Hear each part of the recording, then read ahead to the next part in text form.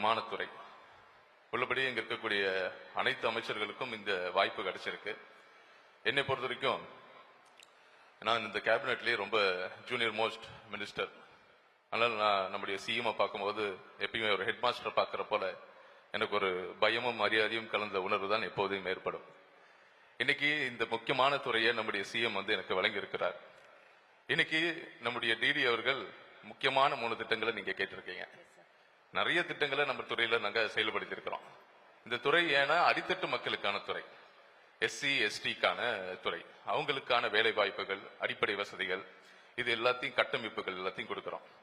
நான் நம்முடைய முதலமைச்சர் தலைமையிலான இந்த ஆட்சியில் வியந்த பல்வேறு விஷயங்கள்ல முக்கியமான விஷயங்கள் மட்டும் நான் சொல்லிடுறேன் சுருக்கமாகவே. நம்முடைய முதலமைச்சர் அவர்கள் நிறைய ஆலோசனை கூட்டங்கள் நடத்துவார். ஒவ்வொரு துறை சார்ந்த அமைச்சர்கள் அதிகாரிகளை கூப்பிட்டு ஆலோசனை கூட்டங்கள் நடத்துவார். அப்போதுதான் இந்த துறை சார்ந்த முக்கியமான பணிகள் என்ன அப்படின்னு நம்ம கேட்பாரு, கலந்துரையாடல் நடக்கும்.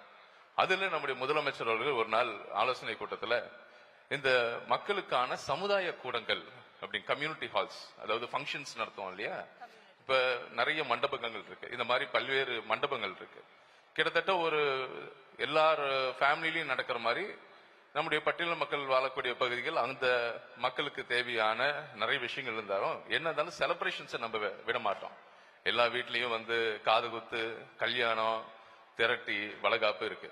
ஆனா இந்த பட்டியல் மக்களுக்கு என்னன்னா அந்த இருக்கக்கூடிய கல்யாண மண்டபத்துல ஒரு வாடகை கொடுத்து அந்த ஃபங்க்ஷன்ஸை நடத்தக்கூடிய அளவுக்கு அவங்க ஒரு பொருளாதார மேம்பாடு இல்லை.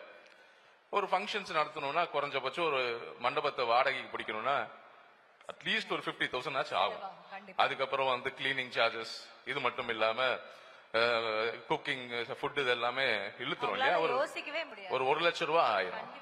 இதை நம்முடைய முதலமைச்சர் அவர்கள் கேட்டார்.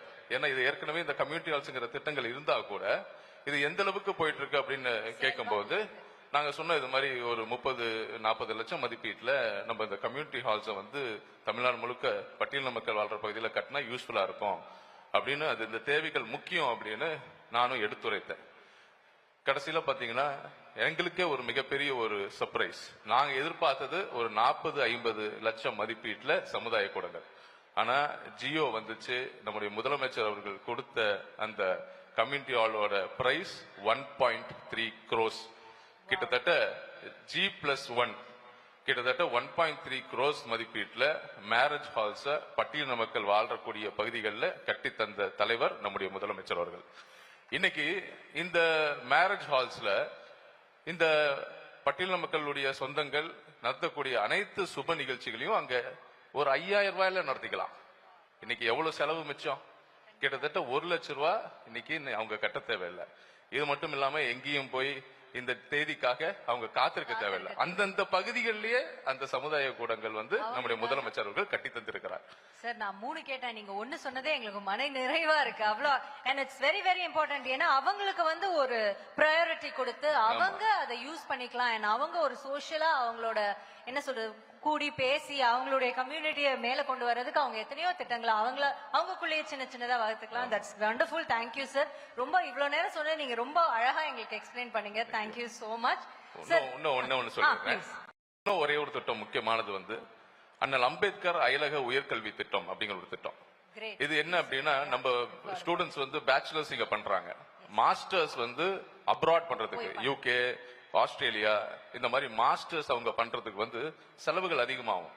சோ கடந்த ஆட்சியில பாத்தீங்கன்னா இங்க இருக்கக்கூடிய ஸ்டூடெண்ட்ஸ் கிட்டத்தட்ட ஒரு 3 பேர் தான் பயனடைஞ்சிருக்காங்க. அதுக்கு ஒதுக்கிய நிதி ரொம்ப சொற்பமா இருந்துச்சு. நம்முடைய முதலமைச்சர் ஏன் இந்த திட்டத்தை அதிக பேர் இல்ல பயனடையல, வேற 2 பேர் தான் பயனடைஞ்சிருக்காங்க அப்படிங்கிற கேள்வியை கேட்டார்.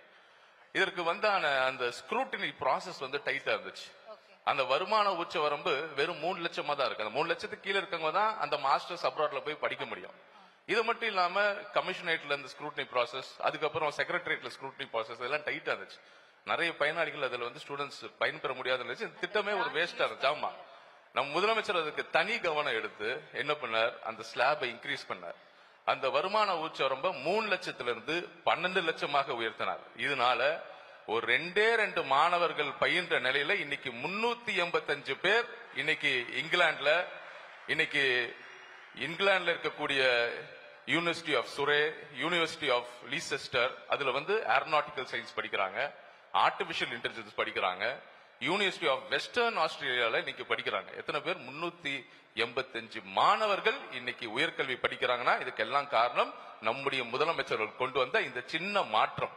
இது போன்று பல்வேறு மாற்றங்கள் இந்த துறையில கொண்டு வந்திருக்கு. ஏன்னா வந்துட்டு உயர்கல்வியில அடிச்சுக்க நம்ம சிஎம்க்கு ஆளே கிடையாது சார், டெஃபினட்டா. ஏன்னா உங்களுக்கு நீங்க இவ்வளவு படிச்சதே பெரிய விஷயம் சொல்றவங்க, இல்ல இல்ல நீ இதுக்கு மேல படிக்கணும்னு அதுக்காக ஒரு கிராண்ட் கொடுத்து அதுக்காக வழிகளை ஈஸி படுத்தினார் பாருங்க. Thank you so much CM. Thank you sir, thank you. வண்டர்ஃபுல்லா